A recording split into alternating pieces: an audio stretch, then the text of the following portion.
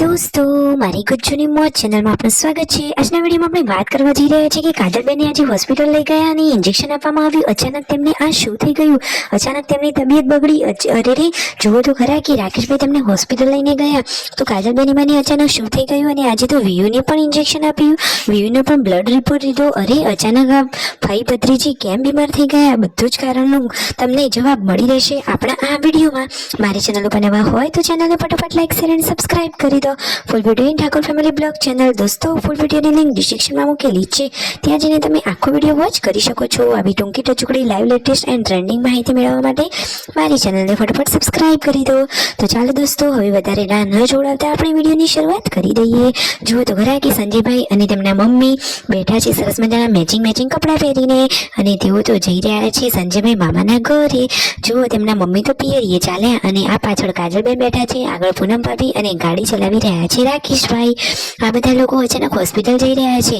આજે તો વિયુની તબિયત પણ બગડી, તેમને હોસ્પિટલ લઈ ગયા। જુઓ ડોક્ટર જેન્સન અને બધા જ લોકોનું ચેકઅપ કરી રહ્યા છે।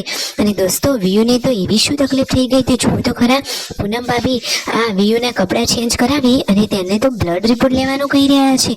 ડોક્ટરે બ્લડ રિપોર્ટ લેવાનું કેમ કહ્યું? અચાનક તેને શું બીમારી થઈ ગઈ?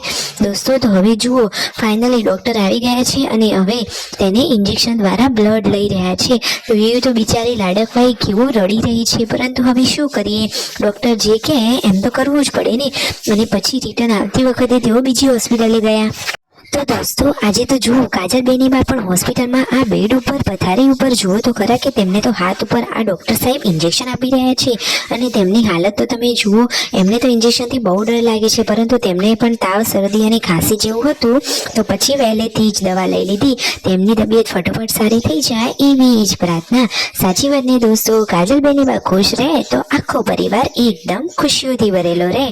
તો જુઓ કાજલબેની બા અને દિવ્યાંશ ભાણાભાઈ તેમના અહીંયા ઠાકોર ફેમિલીના ઘરે એકદમ હેપી છે, દવા લઈને ઘરે આવી ગયા છે। અને આજે તો ગેસનો બાટલો જ પતી ગયો, તો હવે જમવામાં શું બનાવવું? તો દેશી જુગાડથી બનાવી દીધી છે આજે એકદમ ટેસ્ટી ક્રિસ્પી પકોડી। તો જુઓ શિલ્પા ભાભી મસ્ત મજાનું આ સ્ટફિંગ તૈયાર કરી રહ્યા છે અને પાણીનો મસાલો તૈયાર કરી રહ્યા છે। તો પાર્વતી ભાભી હવે મસ્ત મજાનું ગ્રીન પાણી બનાવી દીધું છે અને આ બાજુ પૂનમ ભાભી સ્ટફિંગ બનાવી રહ્યા છે।